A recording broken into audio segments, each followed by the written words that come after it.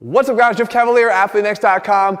Today I think I'm going to have an incredibly helpful video for lots and lots of people because shoulder pain when bench pressing is something that plagues a lot of people. Okay, and I'm not saying that you're unable to do the bench press, because what's ironic about this condition is that we tend to keep pushing through the bench press even though we have some pain and discomfort on every single rep. Now if you look at me doing the bench press here, you might say to yourself, yeah, I get pain, but where? You can identify the different point in the range. Do you feel it more here at the bottom? Or do you feel maybe more of that twinge and discomfort when you get a little bit away from the bottom towards mid-range? Or maybe even some people feel it here at the very end. Guys, I'm going to tell you this, it doesn't really matter where you're feeling it. There are different structures that are responsible for those different points in the range of motion where you're feeling pain, but guess what? You shouldn't be feeling pain at all when you bench press. But I have something that you need to focus on that might be different than what you're focusing on now, because we tend to focus on the structure. And I've showed you guys here before, there's a lot of structures in the shoulder of the bench press. We have different things that can get pinched on a bench press. We can get the bursa that kind of lays over the top of the shoulder, less frequently, but it can happen. We get the biceps tendon that lies in here that can get pinched either at the bottom because we enter into internal rotation here at the bottom of the bench press, or even as we start to approach the end where that bicep tendon can get pinched in there, which could also cause some labrum discomfort.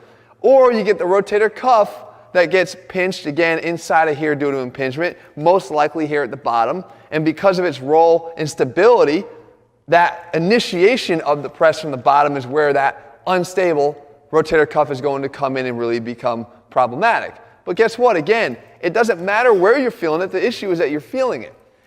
And I don't like to blame the structure, because if you had the stability in the shoulder, you can offset even a damaged structure. And I'm going to say that again. If the stability was there, even a damaged structure would be protected, because we know that one of the main roles that your body is supposed to have in terms of the entire balance of the muscle of the shoulder is you should have a centralized humerus here, meaning that it should stay centralized in the ball and socket no matter how you move your arm around. It shouldn't migrate up and start to pinch any of those structures. And that's what happens. And what needs to happen instead is that you have the best stability in place to do this. So here's a test for you. Okay, anybody that has shoulder pain, do the following. Go grab, as you're seeing me do here, a lighter set of dumbbells, about half as much as what you would normally use for, let's say, a 10 to 12 rep set. Now, first things first, pinch your shoulder blades together. Create some stability. Get your shoulder blades together and down and back. And initiate that and hold that now throughout the entire repetition. Now start to press. And when you press, look at how slow I'm pressing. I want you literally to be mindful of every single inch of the press. And the goal here is zero pain. Absolutely zero pain. To be able to press every inch and to monitor at any given point, do you feel any discomfort or pain? I'm going to guarantee something pretty phenomenal here. That for 98% of you that have shoulder pain when you bench press, when you perform it this way, you're not going to feel any discomfort or pain. Why? Because you've just placed stability at the forefront of the exercise. You're not focused necessarily on the weight you're pressing. You're not focused on just getting the weight off of your chest. You're focusing first and foremost on the stability of the shoulder joint as you press, by forcing you to slow down and be mindful of every single inch in that repetition. Here, a nice side benefit of this is a high degree of tension placed where? Actually on the pecs, as opposed to just trying to heave this off of your body. Now, what is the utilization of this? Why is this useful? Number one, as I said, it works as a test, as a diagnostic. Does it mean you don't have anything wrong in your shoulder? You probably do. If you're getting some pain, you might have something wrong in your shoulder. But it's not necessarily that structure that's causing the pain, because when you slow it down and you stabilize that, you're able to protect that injured structure with that stability. Meaning that regardless of what the issue is here, you still can press without pain because of the stability that's protecting that structure.